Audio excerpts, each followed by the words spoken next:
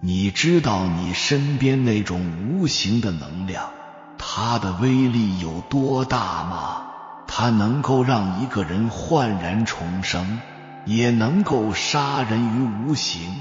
你一定要小心觉察一下你目前所处的环境圈子，它是滋养你的还是消耗你的？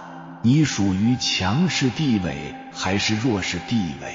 你是快乐的还是抑郁的？可以说80%以上的有心理疾病或者身体疾病的人，都是被环境、被圈子给刻出来的。这就是风水学它之所以存在的原因。活在一个正向的能量场里，对我们的生命、事业、健康都超级重要。那么我们该如何打造这个能量场呢？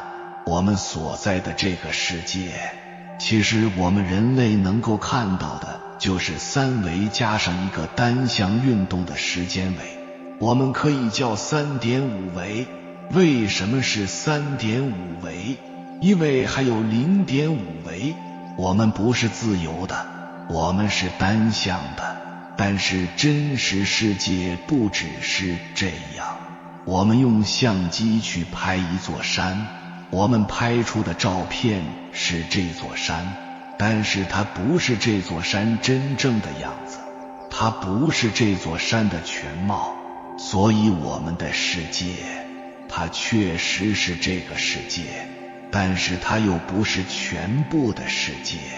那怎么去表达全部的世界呢？用能量来说，就是外境其实是有能量的，还有每个人其实也是有能量的。外境的能量和人的能量它会相互影响，它就好像人与人较量。举一个不太恰当的比喻，就是俩人打架，那是不是谁厉害谁就占主导？还有在公司里边，谁的话语权大，那得看谁的能力大。你的能力大，那他就得听你的。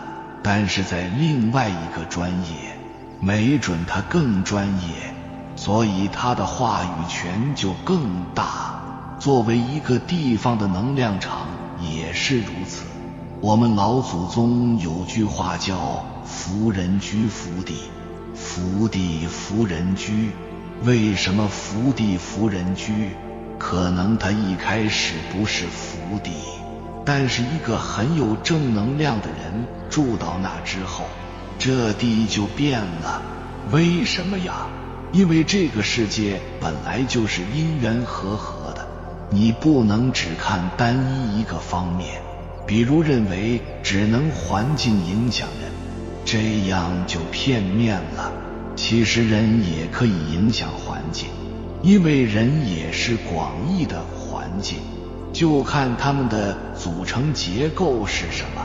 所以只要有一个因素非常好，它就有可能会带动其他的因素，或者说有一个分力的力量非常大。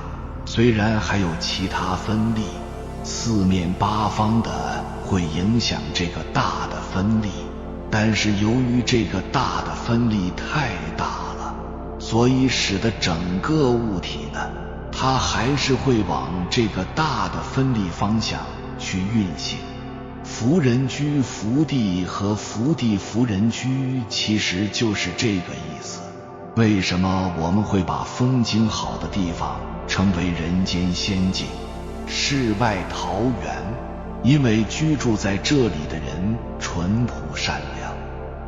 如果这里的人心变得不好了，这里的环境也会遭到破坏，慢慢会变得不好。为什么神仙居住的洞府会有奇花异草、美轮美奂的景象？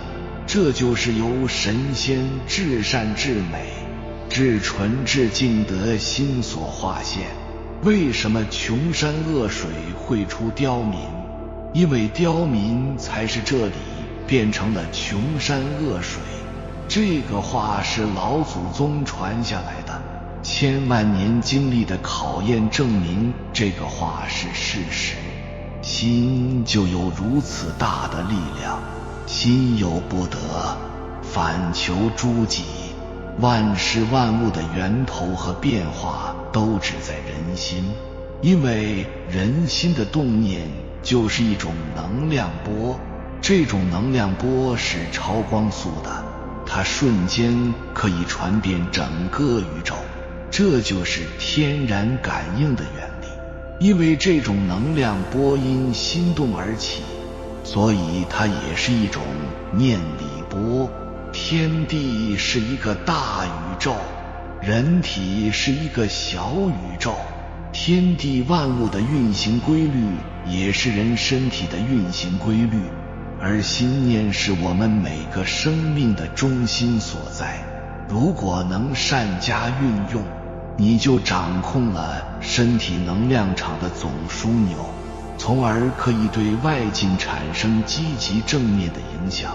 即心能转物，即同如来。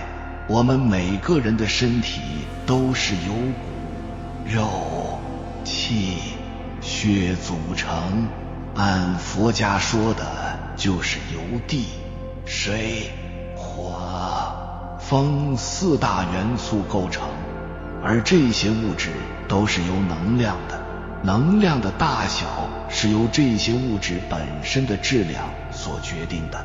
体质好的人，身体的能量也就会强大一些，反之则会虚弱一些。身体的能量聚集在一起，也会对身体本身以及身外之物乃至他人产生影响。这种影响力的大小，也就是所谓能量场的大小，金、木、水、火、土五行构成了外在宇宙，心、肝、脾、肺、肾五脏构成了内在人体，它们之间是相生相克，相互协调，相互适应，相互对立，相互损坏的五行平衡。自然界风调雨顺，五脏和顺，人体才会健康长寿。这是地、水、火、风四大元素相互协调、相互影响而产生的和谐统一。其中地大有坚硬性，如骨头、指甲、头发等；水大有湿润性，如汗水、血液等；火大有温热性，如身体的热能等；风大有动摇性，如外风大的呼吸，身体的气脉及内风大的起心动念等。这四大构成时是按照风、火、水、地的顺序由细到粗而来，而四大分散时则是按照地、水、火、风的顺序由粗到细而离开。最重要的是，最早来的风大和最后离开的风大呢，都是由比气息还要微细的起心动念所决定。所以这个心念就是四大的核心，是每个人的身体的核心，也是我们每个人整个生命的中心所在。由此可知，心念才是身体能量场的核心点。一个人的身体能够散发出多少能量，跟心念有多少力量是成正比的。所以心念对身体能量场起到了决定性的作用。人是一个整体的能量场，同时能量场越强的人，他的能量向周围扩散的范围就越广。能量场就好比电灯光，电力越强大的灯也就会越亮。也就会向周围照射的越远越清晰。能量场也如同磁场一样，对周围产生直接的影响。磁场好的地方，人和事都会比较顺利而舒畅；磁场不好的地方，对人、事、物也都会产生各类的阻碍。而能够掌控身体能量场的总枢纽，仍然在于每个人的起心动念处。记住，真正的风水不是外物的摆设，而是人心。人心就是最大的风水。发心好了，心念纯正了，你的一切就顺风顺水了。而境随心转，就是说环境可以跟着心动，无论外界的环境如何，只要把心修好了，练就一颗如如不动之心，就可以坦然处之。它的关键在于调心。那么在现实生活中，我们该如何运用呢？这里我们讲个小故事吧。说有一个秀才，他去赶考，但是他其实前2年都考了2次了，都没有考中。结果这是第3年要考试，所以考试之前难免战战兢兢。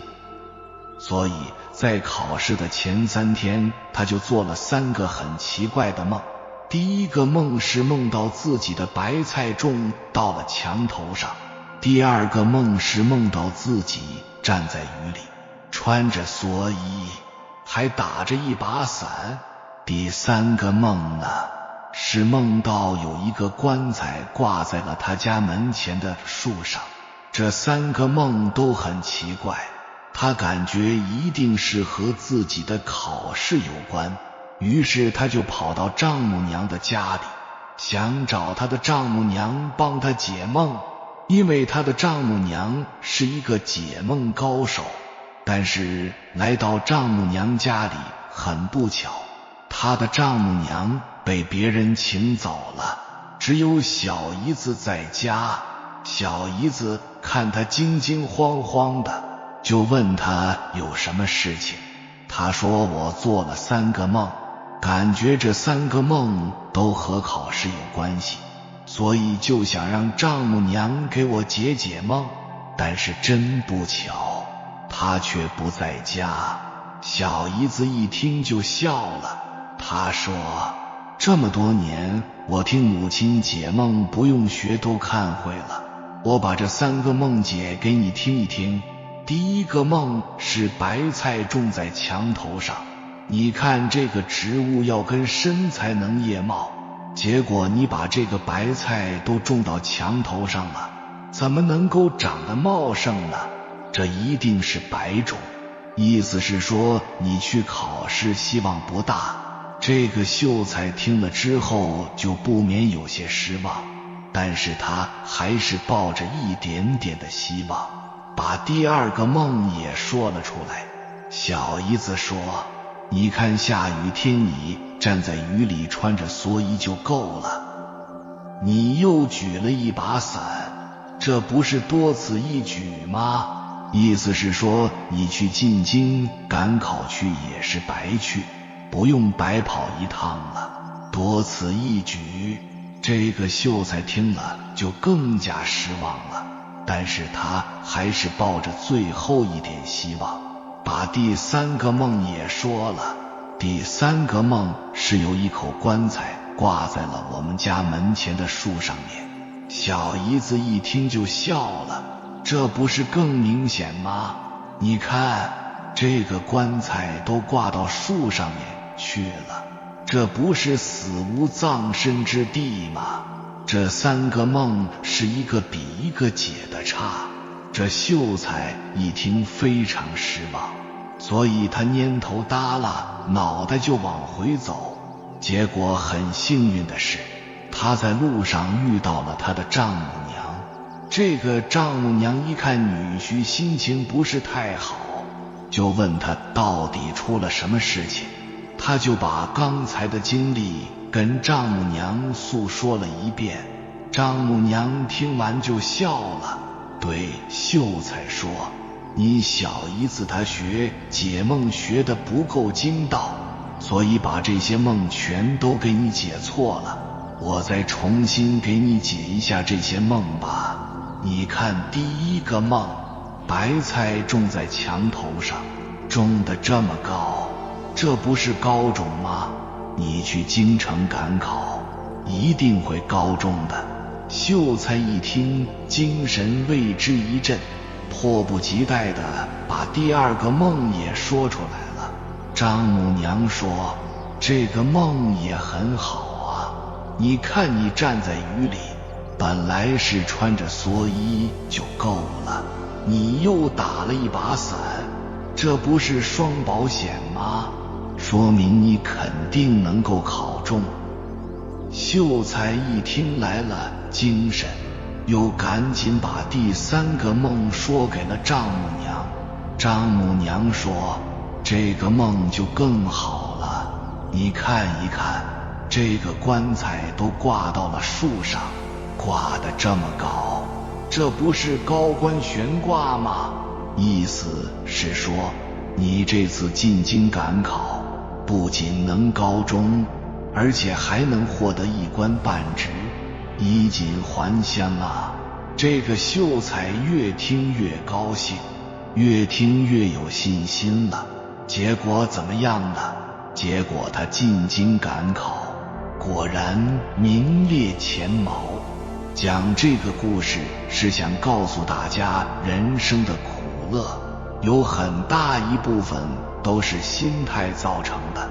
一个人总是想快乐的事情，自然就会变得快乐；总是想着悲伤难过的事情，自然就会变得忧郁。心中无尘心自安，烦恼由心而生。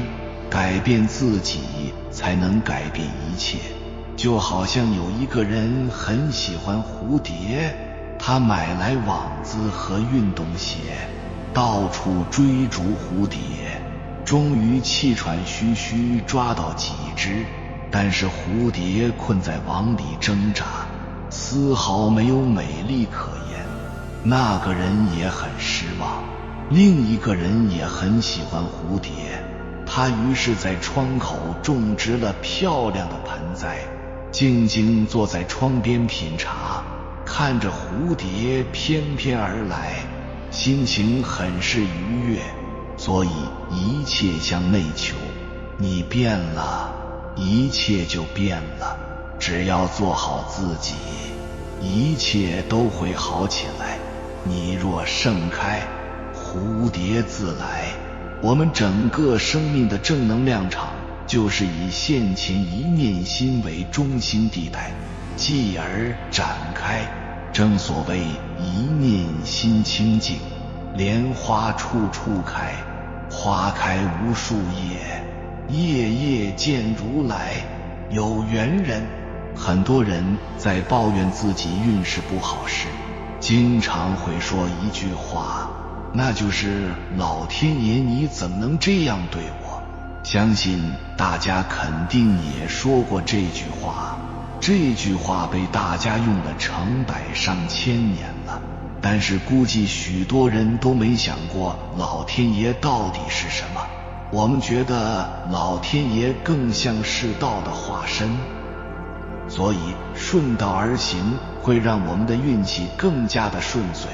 这么讲也许有些抽象，用更容易理解的话来说的话，我觉得用风水这两个字会更加合适。一谈到风水，很多人不可避免的就会和迷信、提升运势、改命之学等等联系在一起。这些不能说错，但总是又有些不太对。风水其实讲的就是我们的生长的环境、居住的环境、办公的环境、生活的环境。它是一门环境科学，而不是像那些江湖骗子一样在那里去摆放个五帝钱或者神兽之类的。外在的风水是借用环境的能量，这就像是借助了老天爷的能量。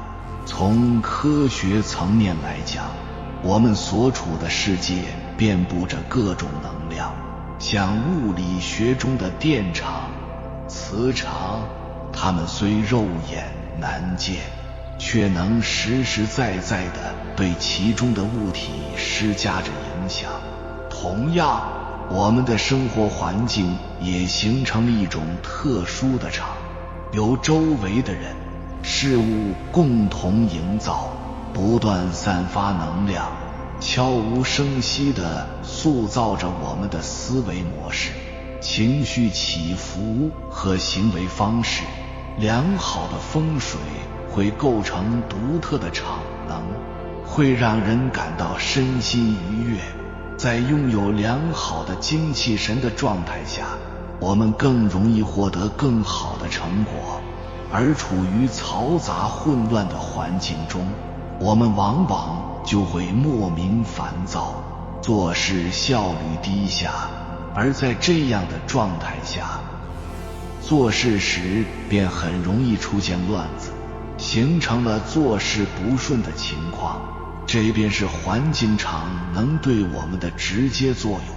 不过要注意的是，我们并不是在劝你要找所谓的大师给你调风水，而是提醒你千万不要忽视环境能量场对人的影响。接下来我将从人的角度出发，来谈谈与环境该如何相处，才能让我们达到天人合一的状态。首先，这个世界是什么状态？相信每个人感受到的世界都是不一样的。你的世界和什么有关？佛家很早的时候就给出了答案，叫做六根。简单的来说，就是眼、耳、鼻、舌、身、意。这些你弄明白了，基本就把人的运作系统给搞明白了。接下来我们就从这六根的角度来拆分风水是如何对我们产生影响的，并且该如何去调整自己的环境风水。首先，第一个眼睛，也就是我们所看到的。俗话说，眼不见心不烦。眼睛所看到的东西会对我们的心理及感知产生一些影响。看到的是不是美好的？是不是让我们感到舒服？如果看到的地方是美好的、舒服的，这个地方的风水就好。想象一下，如果你生活在一个破烂的环境，一个死气沉沉、没有朝气的地方，你能对未来生活充满希望的几率有多大？你的状态能有多大干净？人都是触景生情的，会被环境所影响，这种环境会压倒运势。第二，耳朵听到的声音是悦耳的还是噪音？声音好听，风水就好；有噪音，风水就不好。比如靠近高速公路旁边的房子，噪音很大，会容易让人的注意力不集中，也会影响到休息和沟通，容易造成人心烦意乱，风水自然就不怎么好。但是最大的噪音是在屋子里发生的，那就是家庭不和，也就是吵架。这对人的伤害很大，对命运的障碍很大，对孩子的成长影响更大。所以家一定要和家人之间要彼此沟通，这样才没有障碍，才是好风水。所以我们老祖宗才说家和万事兴。第三，鼻子在这方面的表现就是气味，闻到的气味好不好闻，你的六根会影响到你的潜意识。往往难闻的气味会让人的大脑觉得有什么东西坏了，而坏了的这种信号就会给潜意识释放，这东西会影响到身体的健康，提醒着你处理这个问题。如果一直闻到难闻的气味，慢慢健康也会出现问题。比如化肥厂或者垃圾场旁边的人，身体就经常容易出现问题。但如果家里面能常常摆放芬芳的鲜花，一进家门闻到的味道很好，这时候心情就会变好，好的心情自然会有好的状态和情绪，只有好的状态才会有好的结果。俗话说天有三宝日月星，人有三宝精气神，就是这个道理。这样风水自然就好。如果所处的地方气味不好，就不是好风水。第四，舌头。严格来说，味道其实不算环境风水，更多的是人体风水。黄帝内经上讲，人的健康都是由情绪所导致，而健康又影响着人的情绪。比如怒伤肝，喜伤心，思伤脾，悲伤肺，恐伤肾。而味道也能影响着人的性格，比如喜欢吃辣的人往往就比较有激情，喜欢吃蔬菜的人情绪就比较平稳，不容易生气。喜欢吃甜的人就容易安逸，追求安全感。因为甜为甘，五行为土，土是厚重的，安全的。第五，身体，也就是我们的触觉。关于这方面的，大家可以看看家里有没有太多的不锈钢，太多的玻璃，以及太多尖锐的东西。不锈钢给人的感觉是冰凉的，玻璃也是凉的，而且易碎。这些东西很容易伤害到我们的身体，所以太多的话就不是好风水。家里这些东西不能太多，家里养的植物也要特别注意，养针叶植物很容易刺伤身体。有朋友家里养了好几盆仙人球，他说仙人球辟邪，其实真正辟邪的是什么？是正治、正见、正念。如果没有这些，靠仙人球辟邪能有什么用呢？第六，意识感知，这个和前面的都不太相同，每个人喜欢的是有区别的，这个需要你用心感觉一个地方是不是祥和，是不是舒服，这是对有形以外的磁场和气息的感觉。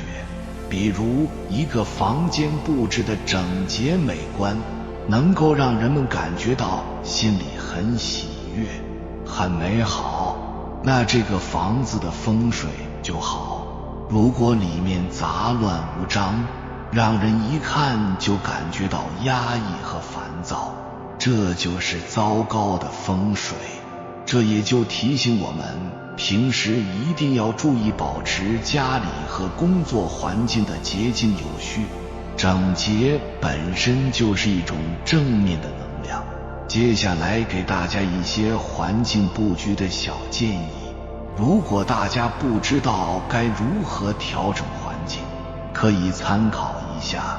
就拿我们每天待的时间最久的卧室来举例吧，因为待的时间久，所以卧室的环境能量对我们的运势、健康和感情都有很大的影响。那卧室的布置有什么需要注意的地方呢？首先，卧室门不要正对镜子，这样会让我们感觉不自然和不舒服，因为镜子会反射光线和影像。如果卧室门正对镜子，就会让我们看到自己或者其他东西的影子，这样会让我们觉得有人在窥视自己。特别是如果镜子正对着床，就更加不好了，因为如果从睡梦中醒来，意识不清时还容易受到惊吓，所以卧室门最好是在镜子旁边，或者远离镜子。第二，床头不要正对房门，这样会让居住者感觉不安全和不稳定，因为睡觉时最讲究安全、安静和稳定，特别是如果房门经常关，就会打扰我们，或者有危险、威胁，所以床头最好是在房门旁边或者转角处。同样，床头也不要紧贴窗口，因为这样也会让我们缺乏安全感，造成精神紧张，影响健康。床头应该紧靠墙壁，在一些风水学上称为背后有靠，如果没有靠就会路空，睡在床上的人容易精神恍惚。第三，床头不要在横梁下，这样会让居住者感觉压抑和难受，因为天花板应该平坦，横梁在心理上容易产生压迫感，俗称横梁压顶，这样会影响我们的睡眠质量和健康状况。特别是如果横梁正好在心脏或者头部上方，就更加不好了，因为这样会让居住者的心脏或者头部受到压力和伤害，所以床头最好是在没有横梁的地方。第四，卧室不要摆过多的花草，这样会让我们感觉阴冷和湿润，因为过多的花草容易聚集阴气和湿气，同时晚间会吸收氧气，释放二氧化碳，影响身体健康。特别是如果花草有刺或者有毒，就更不好了，因为这样会让我们觉得有危险或者有伤害。所以卧室最好是把一些少量的、清香的、无刺的、无毒的花草，以增加一些生机和美感。第五，床要高于地面50厘米，这样会让我们感觉舒适和健康，因为床高于地面可以保持空气畅通，减少地面湿气渗透入床垫，有助于我们的睡眠质量和健康状况。所以床要高于地面50厘米，以保持干净和安全。这些建议大家可以对应自己或是身边的人来印证下，看下长期居住这种环境的人是否有这些情况发生，同时也可以根据以上建议来优化自己的居住环境。当你调整完之后，马上就能感受到房间和自己的能量都得到提升了，运势和心情也都会随之发生改变。其实系统性的专注风水的门派不下100种，而其中的理论都有冲突的地方，但上面我们告诉大家的观点和方法是所有门派共同都认可的。如果你能认真领会，哪怕你遇到行内人，他也会觉得你很专业，而且很科学。